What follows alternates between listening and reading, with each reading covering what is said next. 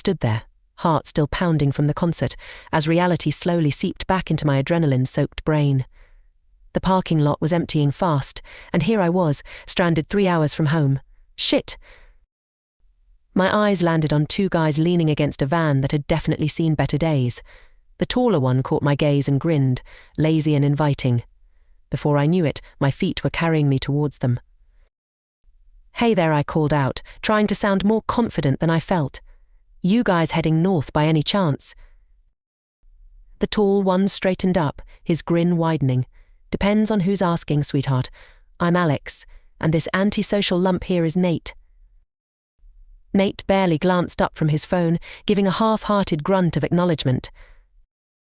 "I'm Samantha," I said, fidgeting with the strap of my bag. "Look, I hate to be that person, but I'm kind of in a jam. My ride bailed, and I'm trying to get back to." "Let me guess," Alex interrupted, his green eyes twinkling.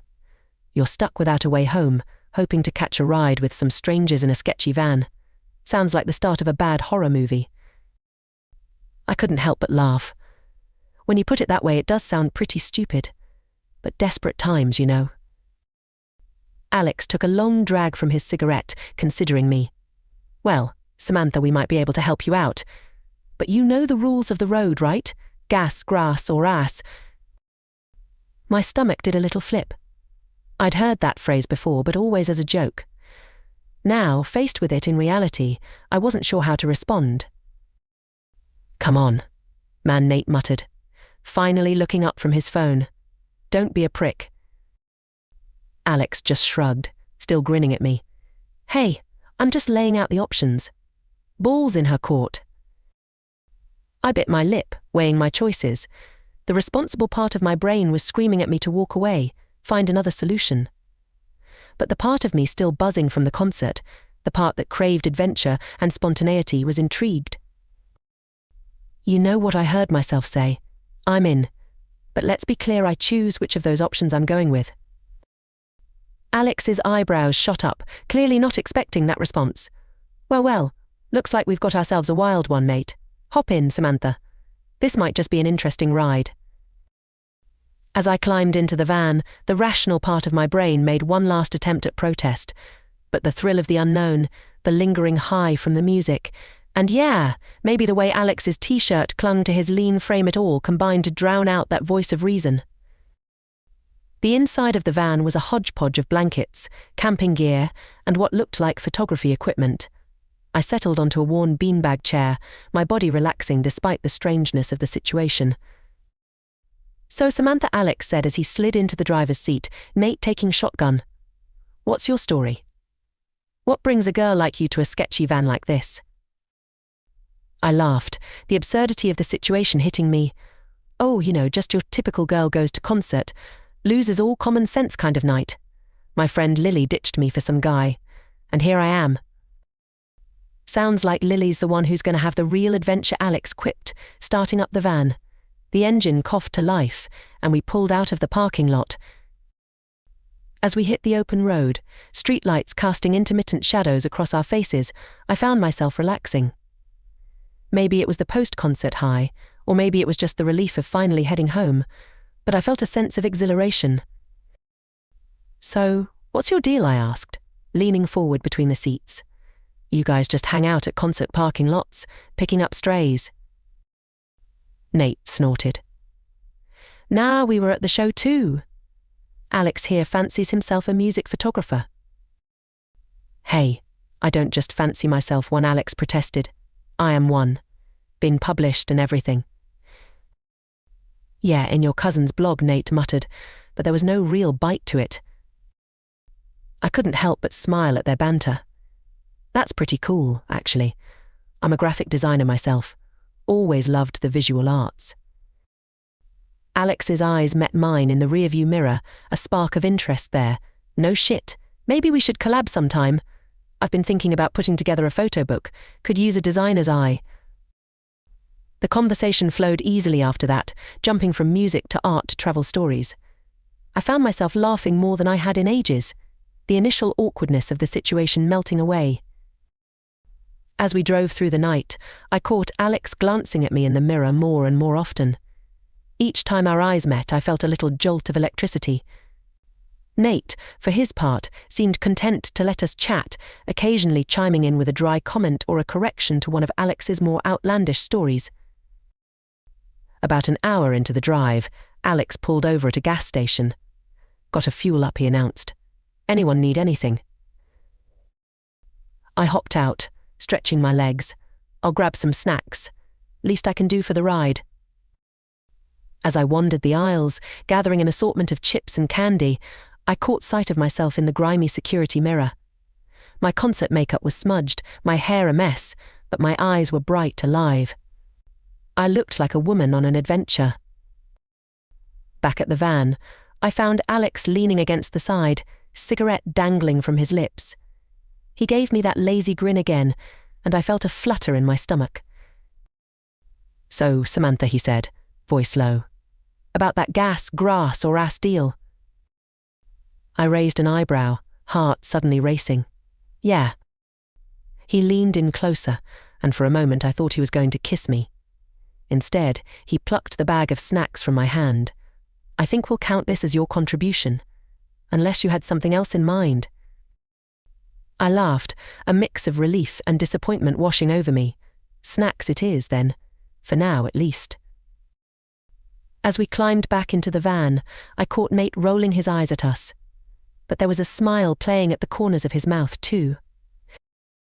The van roared back to life, and we merged onto the highway once more.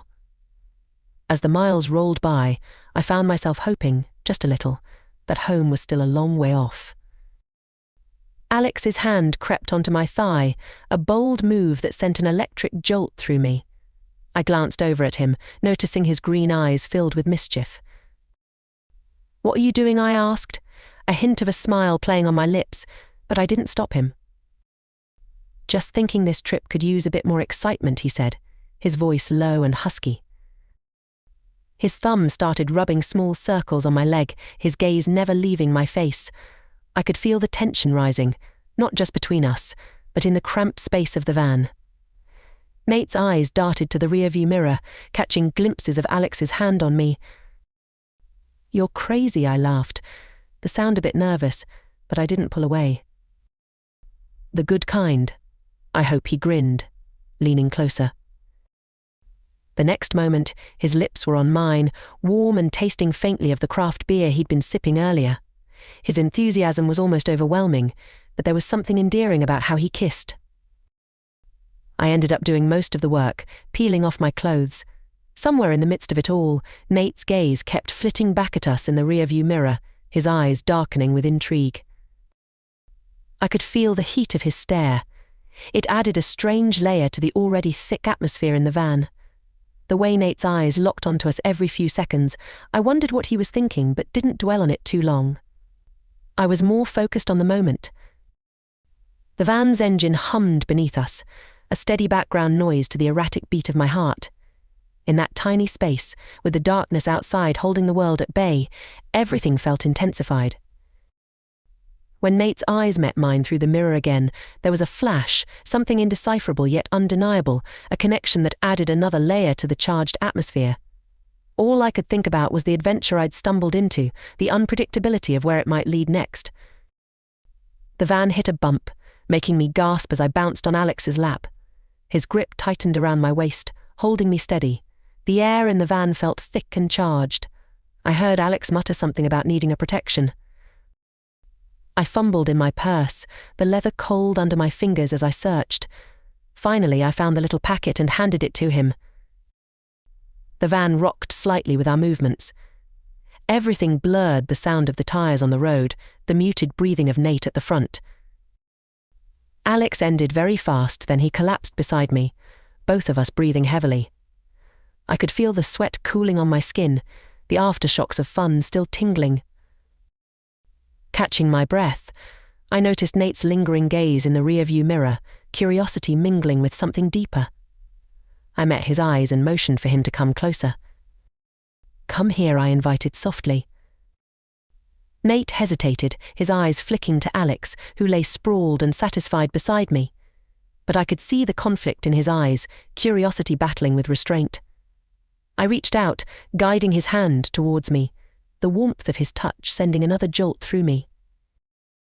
The touch was comforting, an odd blend of new and familiar. I sighed, the intensity of the night catching up to me. Nate's touch stayed soft and I felt myself drifting off in the dim light of the van, the hum of the engine lulling me to sleep. The van's engine hummed low, and I stirred as it slowed down. Nate leaned back and nudged my shoulder gently. "Hey, we're almost at your exit." Groggy, I blinked my eyes open. The streetlights blurred through my sleep-heavy gaze. My body felt stiff and sore, a bodily reminder of the night's intensity. I stretched, reaching down to pull on my clothes, the fabric cool against my skin. Alex, lounging beside me, watched with a lazy grin. "Need help there?" "Pretty sure I got it. Thanks," I shot back, a playful smirk tugging at my lips though. The van rolled to a stop at a nearly empty gas station, fluorescent lights casting an eerie glow over the pavement. I grabbed my purse, fiddling with the strap for a moment to ground myself. "Thanks for the ride, guys," I said, voice tinged with genuine gratitude. "Seriously." Alex leaned in, eyes twinkling mischievously. "Anytime, Samantha. You made the night unforgettable." Nate, more restrained, gave a nod, though I caught the slightest curve of a smile. "Take care," he added. I swung open the van door, stepping out into the crisp night air. My legs wobbled slightly, adjusting to the solid ground again. As I closed the door, I glanced back at the two of them, giving a final wave. My friend Lily's car pulled into the lot, headlights washing over me. Relief mingled with a strange satisfaction. The adventure had been wild, unexpected, just the way I liked it. With a deep breath, I walked over and climbed into her passenger seat. "Where the hell were you?" Lily's eyes widened, half exasperated, half amused. "You wouldn't believe me if I told you," I replied, buckling my seatbelt. "Let's just say it was one hell of a night." She rolled her eyes, but the hint of a smile tugged at the corners of her mouth. Yeah, just glad you're safe. Let's get you home." As we pulled out of the gas station, I leaned my head back against the seat, eyes drifting shut. The hum of the car, the memory of the evening, all blending together into a comforting haze. Tonight would feed my dreams, a wild ride replaying behind closed eyelids until sleep claimed me completely.